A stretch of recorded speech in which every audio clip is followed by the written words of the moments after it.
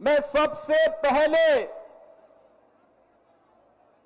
मौसम की परवाह के बगैर पिछले 3 दिन से लगातार बिहार में मूसलाधार बारिश और मौसम की परवाह के बगैर आपका जो ये उत्साह है, इस उत्साह का मैं हृदय से आपके प्रति आभार व्यक्त करते हुए अभिनंदन करता हूं। आप सबका मैं अभिनंदन करता हूं।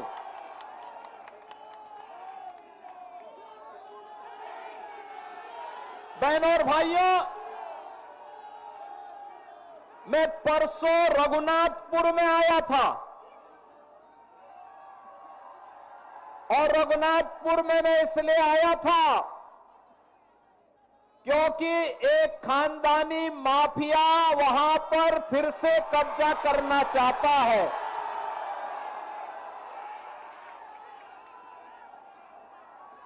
उत्तर प्रदेश में तो हमने बुलडोजर से रौंद रौंद करके इन माफियाओं की कचमूर निकाल करके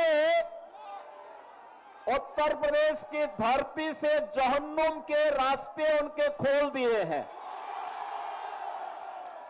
लेकिन हमारी सीता मैया से जुड़े हुए बिहार की धरती पर कोई मारीच और सुबह फिर से सिर न उठाना पड़े, उठा सके। लेकिन जब मैं उस दिन आ रहा था तो बड़ी बारिश शुरू हो गई थी और मैं सोचता था कि कोई सभा में होगा नहीं, लेकिन रघुनाथपुर की सभा में वहां के युवाओं की, यहां के नागरिकों की, यहां के अन्नदाता किसानों की, यहां की माताओं बहनों के उत्साह को देख करके मैं कह सकता था कि सिवान की सभा में उससे भी बड़ा सैलाब आने वाला है। और मुझे विश्वास था। और मैं जब लखनऊ से आज प्रातः चला तो लोगों ने कहा कि सिवान में लोग नहीं आएंगे। मैंने कहा देखो, मेरे आने के पहले 50,000 की भीड़ वहां पहुंच चुकी होगी, इसकी चिंता मत करो, वह बिहार है।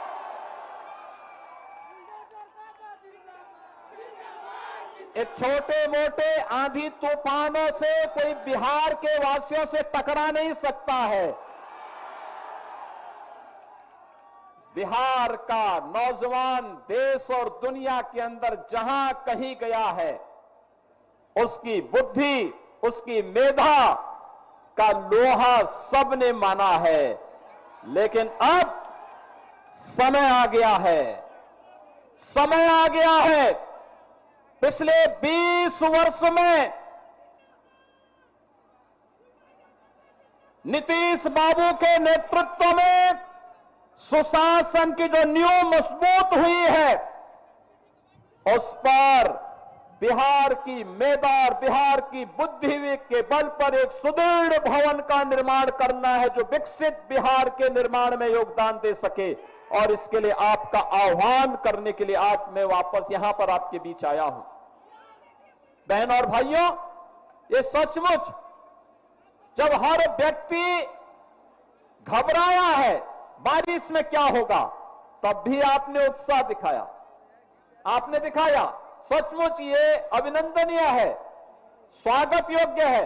और इसीलिए मैं आप सभी का, सिवान वासियों का हृदय से अभिनंदन करता हूं, स्वागत करता हूं। बहनों और भाइयों, आपने देखा होगा कहीं कोई मजमा लगता है ना, तो मजमा में बहुत सारे लोग आ चुके होते हैं। अपने अपने तरीके से वे वहां पर लोगों की आंखों में धूल झोंकने का काम करते हैं।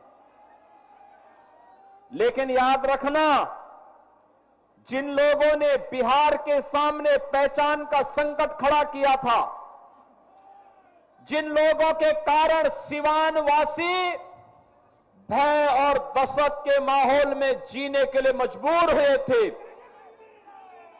उन लोगों को दोबारा बिहार में वापस आने नहीं देना है, किसी भी हालत में नहीं आने देना है।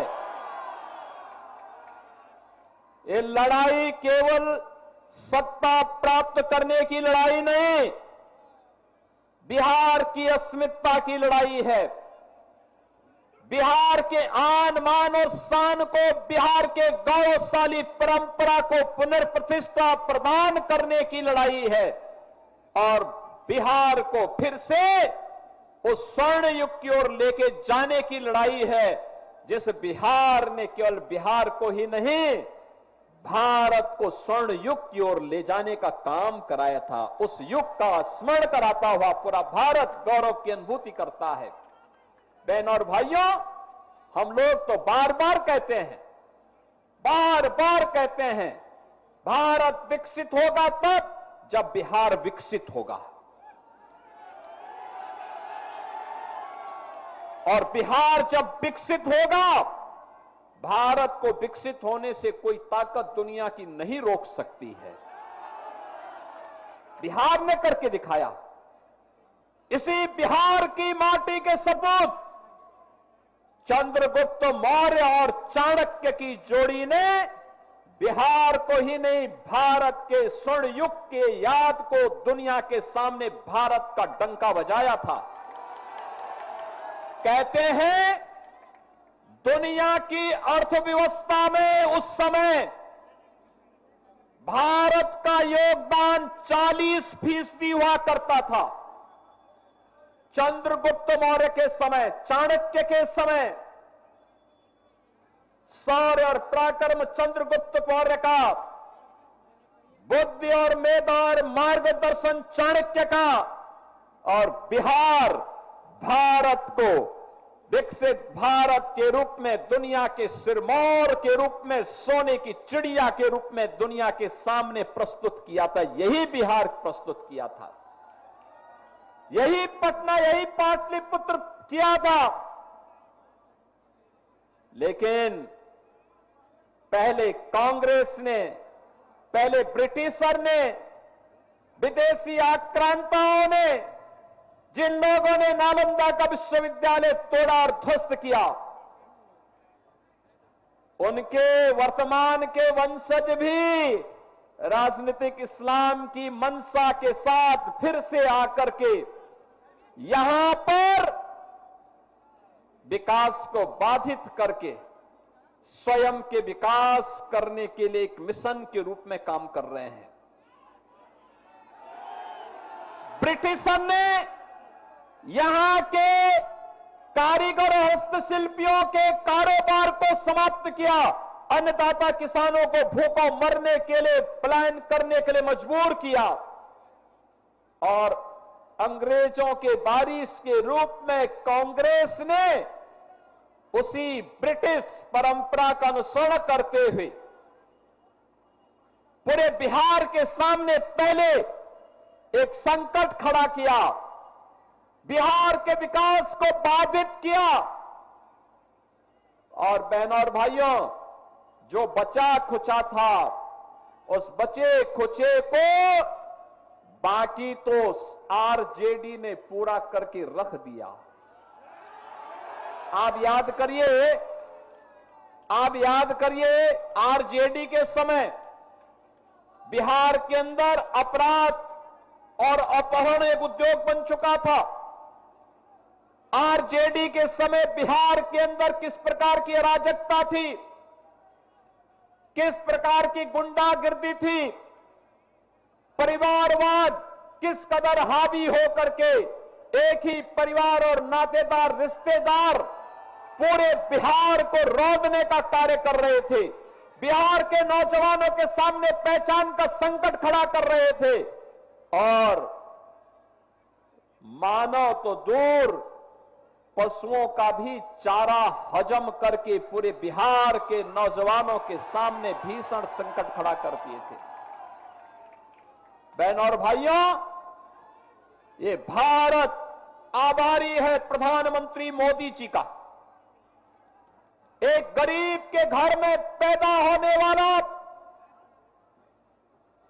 और सामान्य नागरिक के रूप में अपनी दिनचर्या को आगे बढ़ाने वाले नरेंद्र भाई मोदी जी ने 2014 में भारत को नेतृत्व देना प्रारंभ किया।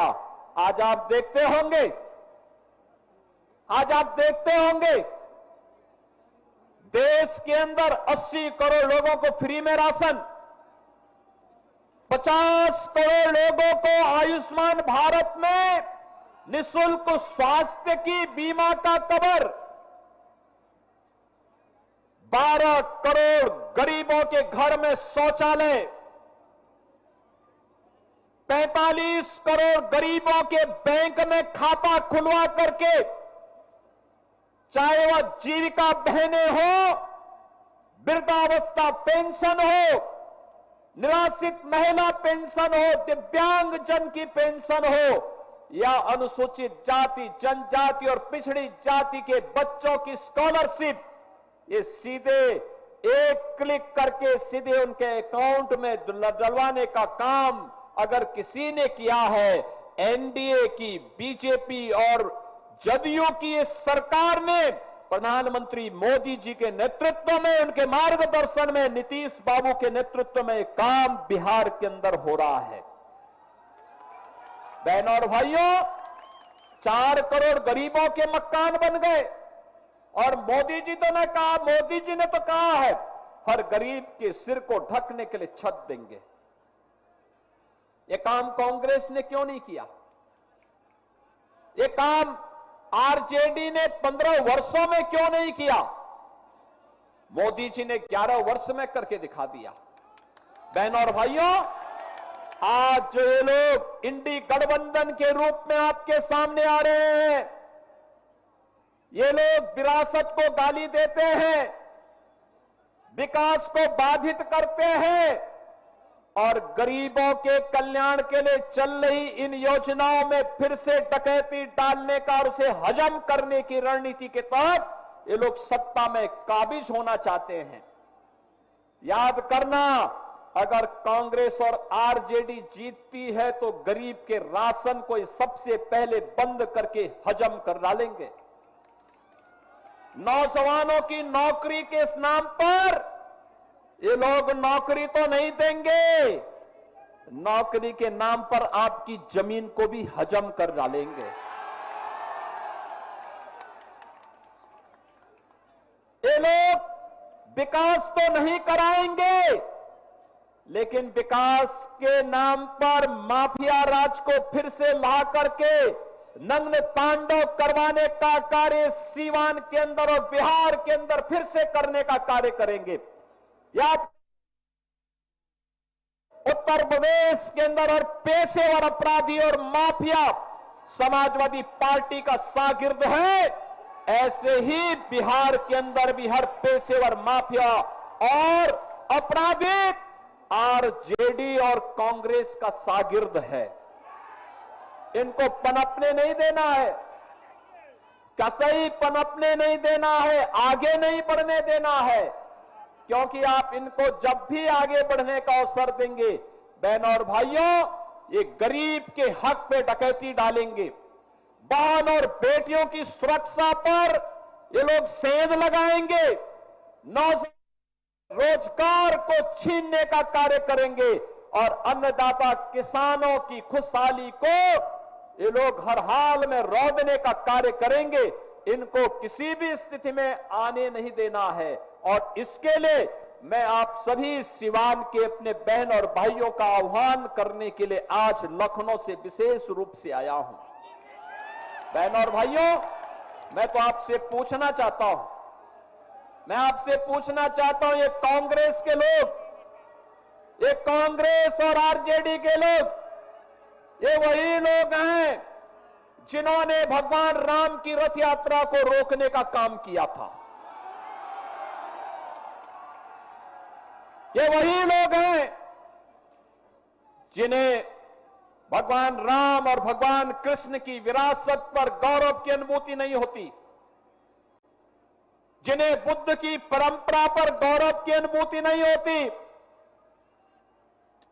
जो लोग डॉक्टर राजेंद्र प्रसाद जी का, जिन लोगों ने डॉक्टर राजेंद्र प्रसाद जी का, लौह पुरुष सरदार वल्लभ भाई पटेल जी का, बाबा साहब डॉक्टर भीमराव अंबेडकर जी का, लोकनायक जयप्रकाश नारायण जी का और कर्पूरी ठाकुर जी का जिन लोगों ने अपमान किया हो, वे कांग्रेस के लोग। आज आवश्यकता पड़ती है कैसे इन लोगों ने बिहार के ही पुत्र से सीताराम केसरी को अपमानित किया था। यही तो कांग्रेस है। कैसे जेपी के सपनों को आरजेडी ने धूल दूषित करने का काम किया था, किससे छुपा हुआ नहीं। बहन और भाइयों, राजेंद्र बाबू जब सोमनाथ के मंदिर के पुनरुद्धार के लिए जा रहे थे, कांग्रेस के उस समय के प्रधानमंत्री पंडित जवाहरलाल नेहरू ने कहा मत जाओ। उन्होंने कहा सोमनाथ के मंदिर के लिए, उन्होंने कहा नहीं जाना है, मंदिर का पुनरुद्धार नहीं होना है। राजेंद्र बाबू ने कहा कि मैं बिहार में जन्मा हूं और सोमनाथ भारत के गौरव का प्रतीक है, पहला द्वादश ज्योतिर्लिंगों में पहला ज्योतिर्लिंग है। आवश्यकता पड़ेगी अपने पद से इस्तीफा दूंगा, लेकिन सोमनाथ के मंदिर के पुनरुद्धार कार्यक्रम में जरूर जाऊंगा। यह है बिहार, और बिहार ने साबित कर दिया, बिहार ने साबित कर दिया कि जिन लोगों ने राम मंदिर के रथ को रोका था, जिन लोगों ने सुप्रीम कोर्ट में एफिडेविट दाखिल करके कहा था कि राम काल्पनिक है, बिहार की जनता ने उनको खारिज किया और प्रधानमंत्री मोदी जी के नेतृत्व में आज अयोध्या में भव्य राम मंदिर का निर्माण हो गया है। आज आप अयोध्या जाएंगे, कितना सुंदर मंदिर बना है, दुनिया का सुंदरतम मंदिर, सुंदरतम मंदिर, सबसे भव्य मंदिर। और अगर अयोध्या में भगवान राम का मंदिर बन रहा है तो सीतामढ़ी में मां जानकी का भी भव्य मंदिर का निर्माण ये एनडीए की, बीजेपी की सरकार करवा रही है। बहनों और भाइयों, बहनों और भाइयों, भगवान राम मां जानकी को लेकर के जिस मार्ग से अयोध्या गए थे, उस मार्ग को भी ये एनडीए की सरकार राम जानकी मार्ग के रूप में बना रही है। 6155 करोड़ रुपए दे दिए हैं, कार्य युद्ध स्तर पर चल रहा है। अब बिहार अपनी पहचान के लिए मोहताज नहीं है। अब बिहार के अंदर कनेक्टिविटी है, सड़क की कनेक्टिविटी है, रेलवे की कनेक्टिविटी है, मेट्रो की बेहतर पब्लिक ट्रांसपोर्ट की सुविधा आ रही है, एयर कनेक्टिविटी है और इनलैंड वाटरवे की सुविधा भी अब बिहार के अंदर तेजी के साथ विकसित हुई है। अब बिहार के अंदर स्कूल बन रहे हैं, कॉलेजेस बन रहे हैं, इंजीनियरिंग कॉलेजेस बन रहे हैं, मेडिकल कॉलेजेस बन रहे हैं। अब अन्नदाता किसान को किसान सम्मान निधि का लाभ मिलता है, गरीब को राशन मिलता है, आजीविका बहनें ड्रोन दीदी बन करके आर्थिक स्वावलंबन के मार्ग पर अग्रसर हो रही हैं और 75 लाख बहनों को आर्थिक स्वावलंबन की ओर अग्रसर करने के लिए नीतीश बाबू के नेतृत्व में उन्हें पहली किस्त जारी हो गई है। बहनों और भाइयों, ये एनडीए है, बोलता कम है, करके दिखाता है। ये झूठे वायदे नहीं करता, पहले करता है फिर बोलता है। हमने कहा था ना कि रामलला हम आएंगे, मंदिर वहीं बनाएंगे, हो गया ना। एनडीए ने कहा था ना यूपी में कि आएंगे, माफिया राज यूपी का समाप्त करेंगे, दंगे फसाद समाप्त करेंगे। बहन और भाइयों, 8.5 वर्ष में एक भी दंगा नहीं हुआ, और अगर किसी ने दंगा करने का साहस किया तो उसको तो जेल के अंदर ठोसा ही, उनकी पूरी प्रॉपर्टी भी कब्जे में लेकर के गरीबों के आवास बना दिए गए। अब यूपी में दंगा नहीं, सब चंगा है। अब यूपी में दंगा नहीं कर सकता कोई। पर्व और त्योहार के पहले, दंगाई के पहले की उसको बता दिया जाता है कि भाई दंगा करोगे तो खानदानी पूरी प्रॉपर्टी भी जाएगी, कहीं भीख भी नहीं मिलेगी। बहन और भाइयों, और हमने कहा था ना, माफिया राज सदैव के लिए समाप्त करेंगे, और बहुत अच्छे ढंग से उनके जहन्नुम के टिकट काटे गए। बहुत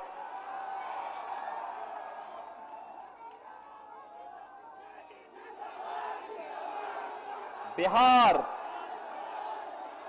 उस दिशा में आगे बढ़ रहा है।